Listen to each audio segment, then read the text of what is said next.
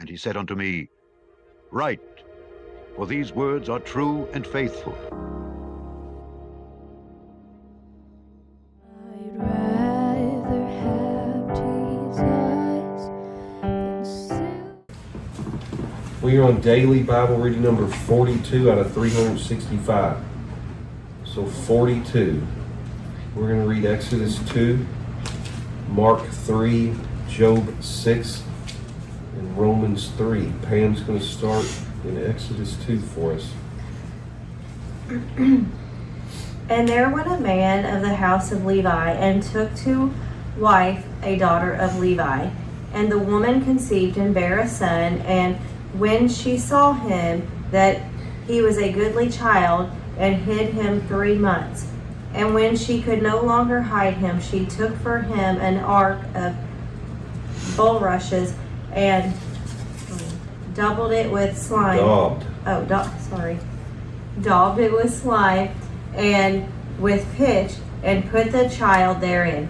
And she laid it in the flags by the river's bank. Brink. Oh my. Get them eyes going. I'm trying. And his sister stood afar off to wit what would be done to him. And the daughter of Pharaoh came down to wash herself at the river, and her maidens walked along by the river's side. And when she saw the ark among the flags, she sent her maid to fetch it. And when she had opened it, she saw the child, and behold, the babe wept. And she had compassion on him, and said, This is one of the Hebrews' children. Then said his sister to Pharaoh's daughter, Shall I go and call to thee a nurse of the Hebrew women, that she may nurse the child for thee? And Pharaoh's daughter said to her, Go. And the maid went and called the child's mother. And Pharaoh's daughter said unto her, Take this child away, and nurse it for me, and I will give thee thy wages. And the woman took the child and nursed it. And the child grew, and she brought him unto Pharaoh's daughter, and he became her son. And she called his name Moses. And she said, Because I drew him out of the water. I'm going to read it. Oh, okay. I want to read some. Verse 11, And it came to pass in those days when Moses was grown, that he went out unto his brethren, and looked on their burdens. And he spied an Egyptian smiting an Hebrew, one of his brethren. And he looked this way and that way, and when he saw that there was no man, he slew the Egyptian, and hid him in the sand. And when he went out the second day, behold, 2 men of the Hebrews strove together. And he said to him that did the wrong, Wherefore smitest thou thy fellow? And he said, Who made thee a prince and a judge over us? Intendest thou to kill me, as thou killest the Egyptian? And Moses feared, and said, Surely this thing is known. Now when Pharaoh heard this thing, he sought to slay Moses. But Moses fled from the face of Pharaoh, and dwelt in the land of Midian. And he sat down by a well. Now the priest of Midian had 7 daughters, and they came and drew water, and filled the troughs to water their father's flock. And the shepherds came and drove them away. But Moses stood up and helped them, and watered their flock. And when they came to Reuel, their father, he said, How is it that ye are come so soon today? And they said, An Egyptian delivered us out of the hand of the shepherds, and also drew water enough for us, and watered the flock. And he said unto his daughters, And where is he? Why is it that ye have left the man? Call him, that he may eat bread. And Moses was content to dwell with the man. And he gave Moses Zipporah his daughter, and she bare him a son, and he called his name Gershom. For he said, I have been a stranger in a strange land. And it came to pass in process of time that the king of Egypt died, and the children of Israel sighed by reason of the bondage. And they cried, and the cry came up unto God by reason of the bondage.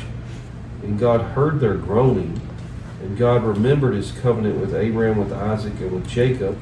And God looked upon the children of Israel, and God had respect unto them.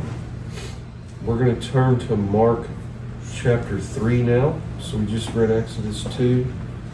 We're going to go to Mark chapter 3. Callie's going to read that for us. Mark chapter 3. And he entered again into the synagogue, and there was a man there which had a withered hand. And they watched him whether he would heal him on the Sabbath day, that they might accuse him. And he saith unto the man which had the withered hand, Stand forth. And he saith unto them, Is it lawful to do good on the Sabbath days, or to do evil, to save life, or to kill? But they held their peace. And when he had looked round about on them with anger, being grieved for the hardness of their hearts, he saith unto the man, Stretch forth thine hand. And he stretched it out, and his hand was restored whole as the other. And the Pharisees went forth, and straightway took counsel with the Herodians against him, how they might destroy him. But Jesus withdrew himself with his disciples to the sea, and a great multitude from Galilee followed him, and from Judea, and from Jerusalem, and from Idumea, and from beyond Jordan, and they about Tyre and Sidon, a great multitude, when they had heard what great things he did, came unto him. And he spake to his disciples that a small ship should wait on him because of the multitude, lest they should throng him. For he had healed many, insomuch that they pressed upon him for to touch him, as many as had plagues. And unclean spirits, when they saw him, fell down before him, and cried, saying, Thou art the Son of God. And he straitly charged them that they should not make him known. And he goeth up into a mountain, and calleth unto him whom he would, and they came unto him.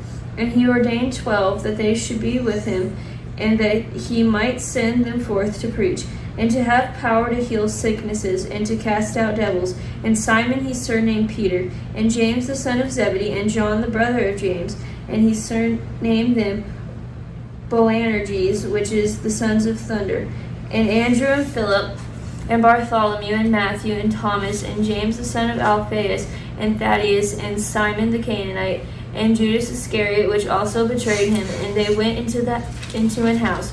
And the multitude cometh together again, so that they could not so much as eat bread. And when his friends heard of it, they went out to lay hold on him, for they said, He is beside himself. And the scribes which came down from Jerusalem saith, He hath Beelzebub, and by the prince of the devils casteth he out devils. And he called them unto him, and said unto them in parables, How can Satan cast out Satan? And if a kingdom be divided against itself, that kingdom cannot stand. And if a house be divided against itself, that house cannot stand. And if Satan rise up against himself and be divided, he cannot stand, but hath an end. No man can enter into a strong man's house and spoil his goods, except he will first bind the strong man, and then he will spoil his house. Verily I say unto you, all sins shall be forgiven unto the sons of men, and blasphemies wherewith soever they shall blaspheme. But he that shall blaspheme against the Holy Ghost hath never forgiveness, but is in danger of eternal damnation, because they said, He hath an unclean spirit. There came then his brethren and his mother, and standing without, sent unto him, calling him.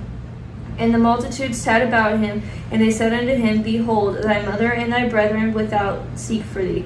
And he answered them, saying, Who is my mother or my brethren? And he looked round about on them which sat about him, and said, Behold, my mother and my brethren. For whosoever shall do the will of God, the same is my brother and my sister and mother. Very good. So we're going to move. We did Exodus 2, Mark 3. We're going to Job chapter 6. So Job chapter 6, Taylor is going to read that for us. Job 6, whenever you're ready. But Job answered and said, Oh, that my grief were thoroughly weighed, and my calamity laid in the balances together. For now it would be heavier than the sand of the sea, therefore my words are swallowed up. For the arrows of the Almighty are within me, the poison whereof drinketh up my spirit. The terrors of God do set themselves in array against me. Doth the wild ass bray when he hath grass, or loweth the ox over his fodder? Can that which is unsavory be eaten without salt? Or is there any taste in the white of an egg? The things that my soul refused to touch are as my sorrowful meat. Oh, that I might have my request, and that God would grant me the thing that I long for. even that it would please God to destroy me, that he would let loose his hand and cut me off. Then should I yet have comfort ye, I would harden myself in sorrow, let him not spare, for I have not concealed the words of the Holy One. What is my strength that I should hope, and what is mine end that I should prolong my life? Is my strength the strength of stones, or is my flesh of brass? Is not my help in me, and is wisdom driven quite from me? Quite from me. To him that is afflicted pity should be showed from his friend, but he forsaketh the fear of the Almighty. My brethren have dealt deceitfully as a brook, and as the stream of brooks they pass away, which are blackish by reason of the ice, and wherein the snow is hid. What time they wax warm they vanish, when it is hot they are consumed out of their place. The paths of their way are turned aside, they go to nothing and perish. The troops of Timnah looked, the companies of Sheba waited for them. They were confounded because they had hoped. They came thither and were ashamed. For now ye are nothing. Ye see my casting down and are afraid.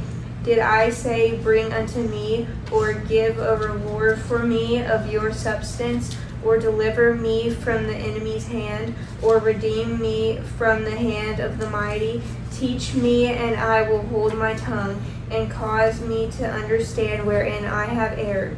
How forcible are right words, but what doth your arguing reprove? Do ye imagine to reprove words and the speeches of one that is desperate, which are as wind? Yea, ye overwhelm the fatherless, and ye dig a pit for your friend. Now therefore be content, look upon me, for it is evident unto you if I lie. Return, I pray you, let it not be iniquity. Yea, return again, my righteousness is in it. Is there iniquity in my tongue? Cannot my taste discern perverse things? Good job. That was Job chapter 6. We're going to read Romans chapter 3. Emma, are you going to read that for me? I'll split it with you or something. Right? You start. Romans chapter 3. What advantage then hath the Jew, or what profit is there of circumcision? Much every way, chiefly because that unto them were committed the oracles of God. For what is some did not believe, shall their unbelief make the faith of God without effect? God forbid ye. Let God be true, but every man a liar, as it is written, that thou mightest be justified in thy sayings, and mightest overcome then thou when thou art judged. But if our unrighteousness commanded the righteousness of God, what shall we say? Is God righteousness of God? Is God unrighteous? Is God unrighteous, who taketh vengeance? I speak as a man. God forbid, for then how shall God judge the world? For if the truth of God hath more abounded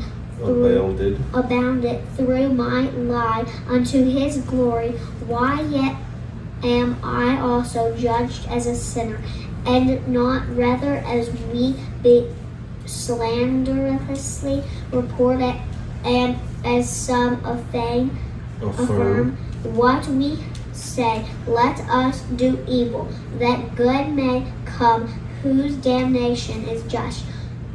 What then we have before? No, what then are we better than they? What then are we better than they? No, in no wise, For we have before proved both Jews and Gentiles that they are all under sin. As it is written, there is none righteous, no, not one. There is none that understandeth, there is none that seeketh God. After they are all gone out of the way, they are together become unprofitable. There is none that doeth good, no, not one. Their throat is an open sepulchre. With their tongue they have used deceit. The poison of asp is under their lips, whose mouth is full of cursing and bitterness. Their feet are swift to shed blood. Destruction and misery are in their ways, and the way of peace have they not known. There is no fear of God before their eyes. Now we know that what things soever the law saith, it saith to them who are under the law, that every mouth may be stopped, and all the world may become guilty before God. Therefore by the deeds of the law there shall no flesh be justified in his sight, for by the law is knowledge of sin. Good job. Verse 21. But now the righteousness of God without the law is manifested, being witnessed by the law and the prophets, even the righteousness of God which is by faith of Jesus Christ unto all and upon all them that believe, for there is no difference. For all have sinned and come short of the glory of God, being justified freely by his grace through the redemption that is in Christ Jesus, whom God hath set forth to be a propitiation through faith in his blood, to declare his righteousness for the remission of sins that are past through the forbearance of God. To declare, I say, at this time, his righteousness, that he might be just and the justifier of him which believeth in Jesus. Where is boasting then? It is excluded. By what law? Of works? Nay, but by the law of faith. Therefore we conclude that a man is justified by faith without the deeds of the law. Is he the God of the Jews only? Is he not also of the Gentiles? Yes, of the Gentiles also, seeing it is one God, which shall justify the circumcision by faith, and the uncircumcision through faith. Do we then make void the law through faith? God forbid, yea, we establish the law. So that was Romans chapter 3. So we finished day 42 of our KJV Family Bible reading. We did Exodus 2, Mark 3, Job chapter 6, and Romans chapter 3. Thank you all for reading with us, and we'll see you next time. God bless you. I'd rather have Jesus than silver or gold. And he said unto me, Write, for these words are true and faithful.